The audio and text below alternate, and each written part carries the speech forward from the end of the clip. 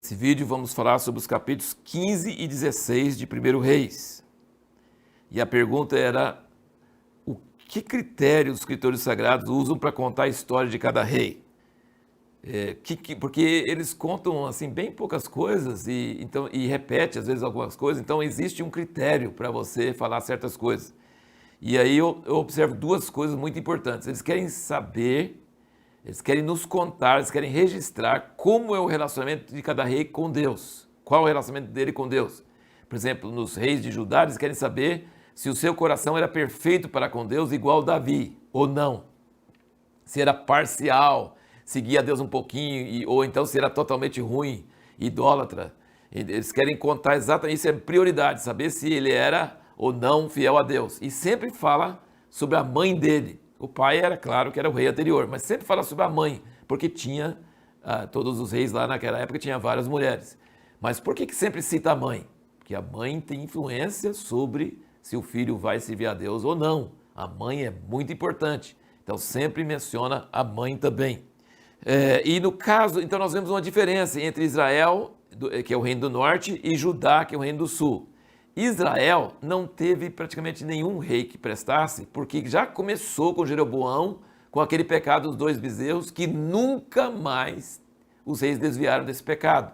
Uma vez meu irmão perguntou para uma turma de pastores: eu quero saber se vocês sabem qual o pecado de Jeroboão. Ninguém sabia. Ele ficou horrorizado.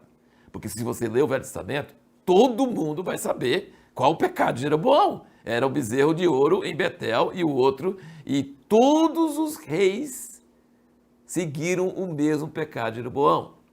Outra coisa então, o que aconteceu? Que o rei que veio depois foi o filho de Jeroboão, poucos anos, e aí veio o tal de Baasa e matou todo mundo da casa de Jeroboão, todos. Deus já tinha profetizado para ele, pelo Aías, que isso ia acontecer, e aconteceu. Mas depois Baasa não serviu a Deus, e aí o que aconteceu? O outro veio e matou toda a família dele também.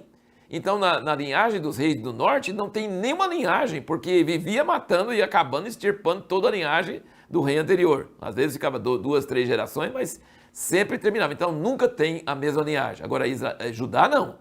Judá tem a linhagem de Davi, vai sendo preservado, porque Deus queria manter uma lâmpada acesa, queria honrar o que ele tinha falado com Davi.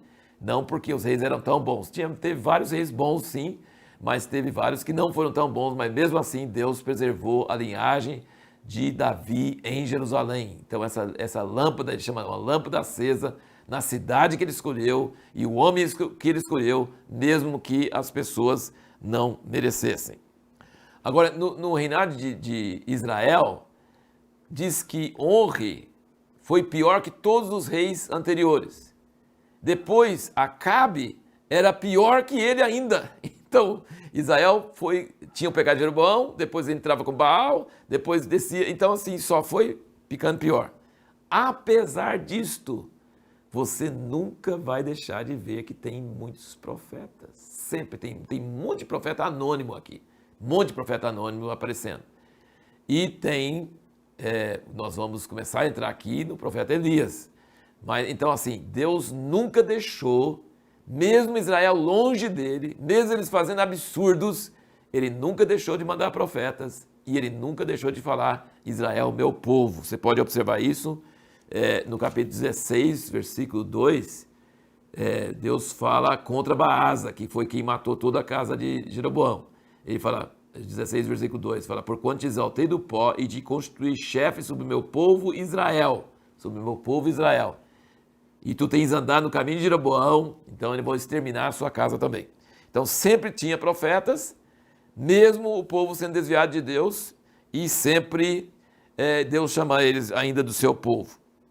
E uma das prioridades que os escritores têm é de sempre mostrar que o que Deus fala, de bom ou de ruim, ele faz. Deus, quando ele fala, ele não brinca. Quando ele fala, ele faz. Bom, o que nós vamos procurar responder no próximo vídeo? 2 perguntas dessa vez, porque agora nós vamos entrar em uns capítulos bem emocionantes, que são os capítulos que falam sobre o profeta Elias. É uma coisa fantástica, maravilhosa. Primeira pergunta: profeta de Deus pode zombar dos outros e fazer piada?